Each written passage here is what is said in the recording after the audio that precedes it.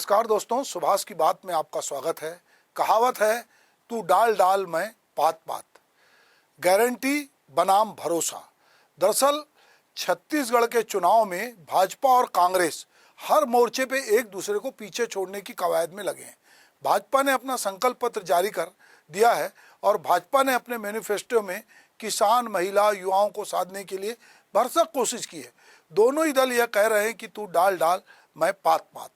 दरअसल भारतीय जनता पार्टी ने जिस तरह ये आज घोषणा पत्र जारी किया है, ये लंबा चौड़ा घोषणा पत्र है। इस घोषणा पत्र में महत्वपूर्ण बात यह है कि उन्होंने सरगुजा के लिए अलग से और बस्तर के लिए अलग से घोषणा पत्र जारी किया है। चूंकि अब चुनाव को बहुत कम समय बचा है, 2 दिन बाद प्रचार प्रसार पर रोक लग जाएगी 20 विधानसभाओं के, उसके बाद 70 बचेंगी। तो ये लग रहा था कि अभी तक घोषणा पत्र नहीं आया बीजेपी का। कांग्रेस जो है वो जरूर ये कर रही थी कि किसी न किसी सभा में जाकर कोई ना कोई 1-2 बड़ी घोषणा कर रही थी, तो उसने भी अपनी घोषणा पत्र अभी जारी नहीं किया है।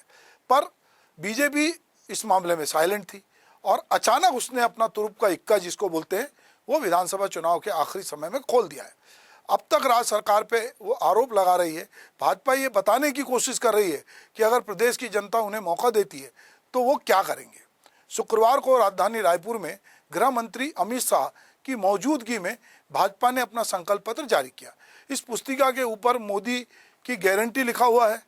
भाजपा ने प्रदेश की जनता के साथ जो प्रमुख वादा किया, उसमें जो महत्वपूर्ण बात है कि 3100 रुपये की धान, 21 क्विंटल धान प्रति एकड़ खरीदेगी।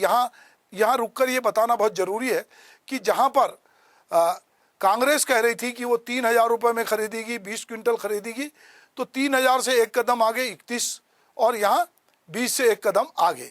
इसके अलावा तेंदुपत्ता संग्रहकों को प्रति मानक बोरा 5500 रुपये देने का वादा भी किया गया है। इसी तरह युवाओं को रोजगार काले जाने के लिए अनाउंस की घोषणा भी की गई है। महिलाओं को 12,000 रुपये सालाना देने की बात, 500 रुपये गैस सिलेंडर का वादा जैसी कई घोषणा इसमें शामिल है। साथ ही प्रधानमंत्री आवास के तहत 18 लाख घर बनाने का वादा किया गया है। तो आज जो भाजपा का घोषणा पत्र, जिसको वो संकल्प पत्र कह रहे थे, पर इस घोषणा पत्र जारी होने के पहले गृह मंत्री ने लंबे चौड़े आरोप, जिसको कहना चाहिए घोटाले का जिक्र किया और भ्रष्टाचारी सरकार बताते हुए पहले सारे भ्रष्टाचार गिनाए और जब भ्रष्टाचार का मुद्दा खत्म हुआ फिर वो घोषणा पत्र पे आए। आज के जो जिसको संकल्प पत्र कह रही भाजपा और कह रही कि हम ये घोषणा पत्र नहीं है, ये संकल्प पत्र है। तो इस संकल्प पत्र में भाजपा ने बस्तर और सरगुजा को ध्यान में रखते हुए अलग से घोषणा पत्र जारी किया है। इसमें रामलला के दर्शन और 5 शक्तिपीठों को जोड़ने के लिए कॉरिडोर बनाने की बात भी शामिल की गई है। इस तरह भाजपा इन मुद्दों के दम पर चुनावी मैदान में मजबूती से उतरने के लिए टाल ठोकते नजर आ रही है। अब सवाल यह है कि अभी कांग्रेस का अधिकृत घोषणा पत्र नहीं आया है और निश्चित रूप से कांग्रेस अपना घोषणा पत्र जारी करेगी, पर जो घोषणा पत्र जारी करती है उसके पहले उन्होंने कम से कम 10-15 प्रमुख घोषणाएं वो बता चुकी पब्लिक में, हम ये करेंगे।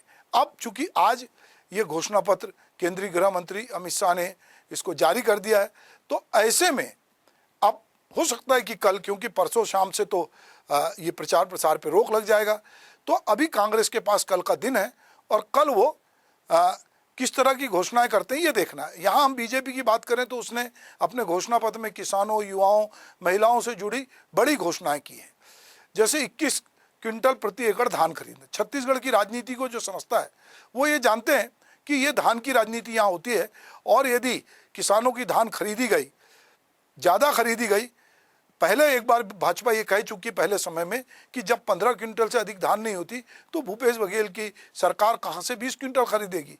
अब उससे एक कदम आगे जाकर 21 क्विंटल खरीदने की बात भाजपा ने आज की है। 3100 रुपये समर्थन मूल्य के साथ धान खरीदेंगे, ये भी भाजपा कह रही है।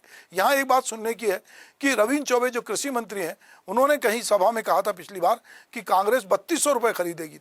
हो सकता है कल 3100 का 3200 हो जाए। और वो कह रहे हैं कि ये किसानों को एक मुश्त भुगतान होगा। अभी जो कांग्रेस की सरकार वो 4 किस्तों में देती है। बारदाना की उपलब्धता जो है धान खरीदी के पहले से कर ली जाएगी। ये भी कहा है महतारी वंदन योजना के तहत 12,000 रुपये हर विवाहित महिला को वार्षिक वित्तीय सहायता मिलेगी। 2 साल के भीतर 1 लाख भर्ती करेंगे। तेंदुपत्ता संग्राहकों को 5500 रुपये प्रति क्विंटल बोनस देंगे। भूमिहीन और खेतीहर मजदूरों को 10,000 रुपये सालाना मदद दी जाएगी। आयुष्मान भारत योजना 10 लाख रुपए तक मुफ्त इलाज की सुविधा मिलेगी। भर्ती घोटाला वालों के खिलाफ कठोर कार्रवाई करेगी। एक जांच आयोग जो है भ्रष्टाचार के खिलाफ बनाने की बात भी पीएससी ने कही है। इससे निश्चित रूप से जो युवा हैं वो निश्चित रूप से प्रभावित होंगे। जो लोग अपने कैरियर के लिए मेहनत करते हैं और उनको लगता है कि उनका हित कोई मार रहा है, तो ये परसेप्शन है। पीएससी में 200 लोग ही सिलेक्ट होते होंगे एक साल में, पर हजारों युवकों को लगता है कि ये 200 में हम भी हो सकते थे। तो ये एक बड़ा है कि जो जिन्होंने गड़बड़ी की, यदि गड़बड़ी हुई है तो भाजपा कह रही है कि हम इसकी जांच कराएंगे। जो 500 रुपये में सिलेंडर जो है यहाँ देंगे तो गृहिणियाँ इससे जो है वो खुश होंगी कि चलो हमको, और हर लोकसभा में आईआईटी की तर्ज पर सीआईटी बनाई जाएगी। हर संभाग में एम्स की तर्ज पे सिम्स खोले जाएंगे। छत्तीसगढ़ के शक्तिपीठों को विकसित किया जाएगा। अयोध्या में राम मंदिर बन रहा है। छत्तीसगढ़ से राम दर्शन योजना के तहत कौशल्या जो कि यहाँ की थी, तो मामा के घर से जो है लोग वहाँ जाएंगे देखने के लिए। ननिहाल से लोग रामलला के दर्शन करने अयोध्या जाएंगे। तो ये कुछ चीज़ें हैं जो आज भाजपा ने ऐसे तो बहुत सारी बातें की है। वो कह रहे हैं कि पहले कैबिनेट में प्रधानमंत्री आवास के तहत 18 लाख लोगों को घर देंगे। युवाओं को 50% सब्सिडी के साथ ब्याज मुक्त ऋण दिया जाएगा। रायपुर, नया रायपुर, दुर्ग, भिलाई नगर निगम के लिए दिल्ली की तर्ज पर स्पेशल कैपिटल रीजन यानी एनसीआर की तर्ज पे ये बनेगा।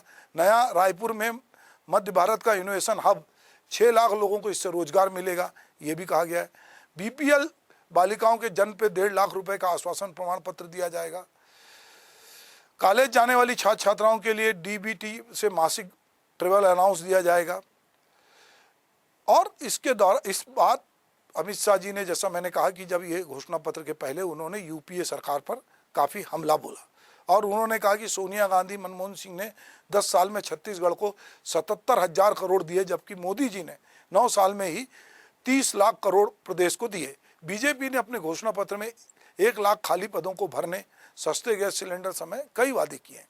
तो ये जो सारे वादे हैं और जो घोषणा पत्र आज जारी हुआ है, तो कहीं ना कहीं एक दूसरे के साथ आगे पीछे की दौड़ है। अब सवाल ये है कि मतदाता इससे कितना प्रभावित होगा और किस तरह से प्रभावित होगा। क्या स्थानीय जो कैंडिडेट है उसकी अपना नेटवर्क होगा कि केवल घोषणाओं के भरोसे ये संभव है? तो मुझे लगता है कि अभी चूंकि कांग्रेस ने अपना घोषणा पत्र जारी नहीं किया है और कांग्रेस कह रही कि ये नकल है और हम जो है हमारी नकल कर रहे हैं।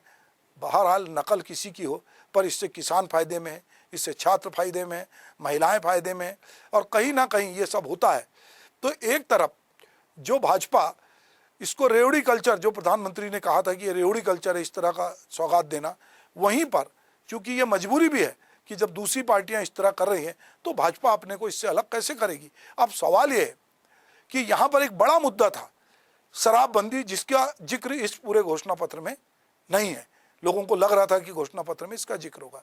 कर्मचारियों को नियमित करने का और संविदा वालों को नियमित करने की बात इस घोषणा पत्र में जो प्रमुख अमित शाह जी ने 20 चीज़ें दोहराई उसमें नहीं था, जबकि कर्मचारियों को उम्मीद थी कि भाजपा इसमें प्रमुखता से ये बात कहेगी। अब धीरे धीरे चूंकि ये घोषणा पत्र इतना बड़ा है कि इसमें किन किन चीज़ों को कवर किया है, किस किस क्षेत्रों को, ये अभी देखना है कि वो क्या क्या इसमें और चीज़ें लाएंगे कि ताकि देखिए इसमें अगर हम ये देखते हैं अगर इस घोषणा पत्र को कि ये घोषणा पत्र अटल बिहारी वाजपेयी जी को समर्पित किया गया है, तो ये एक प्रमुख बात इसमें यह है कि ये अच्छा इसके घोषणा पत्र समिति के जो अध्यक्ष थे वो विजय बघेल, जो कि मुख्यमंत्री भूपेश बघेल के खिलाफ संयोजक थे, वो चुनाव लड़ रहे हैं। तो मोदी गारंटी के नाम से ये घोषणा पत्र आया है। कृषक उन्नति योजना, जिसमें ये 21 क्विंटल प्रति एकड़ धान खरीदने की बात हुई है जो 3100 रुपये में होगी। महतारी वंदन योजना की शुरुआत प्रत्येक विवाहित महिला को, जैसा मैंने कहा, 12,000 रुपये देंगे।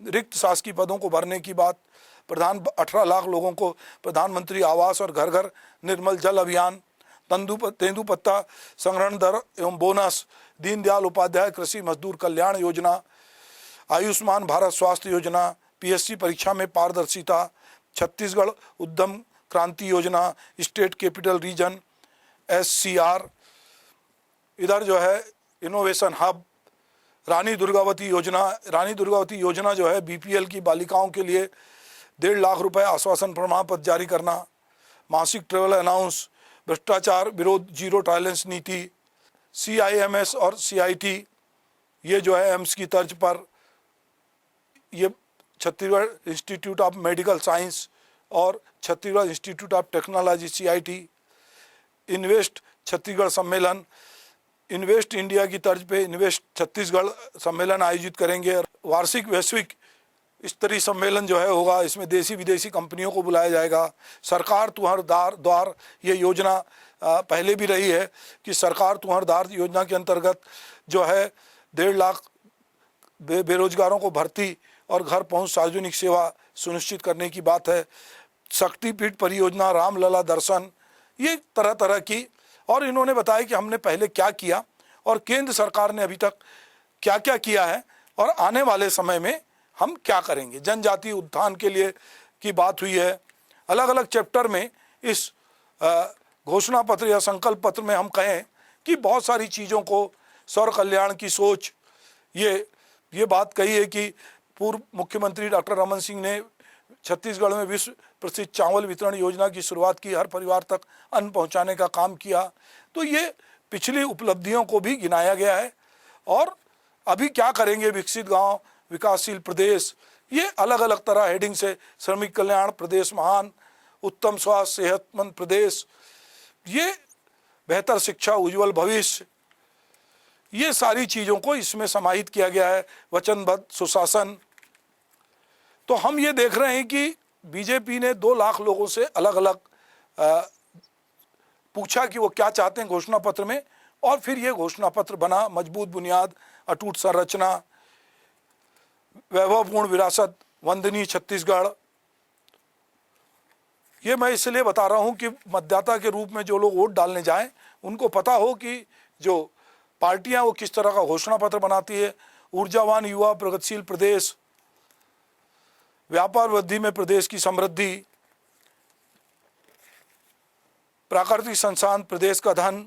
तो ये हरियाली प्रसार योजना की बात हुई है, वनों की बहाली की बात हुई है, कोयला उत्पादन जो है बढ़ाने की बात हुई है।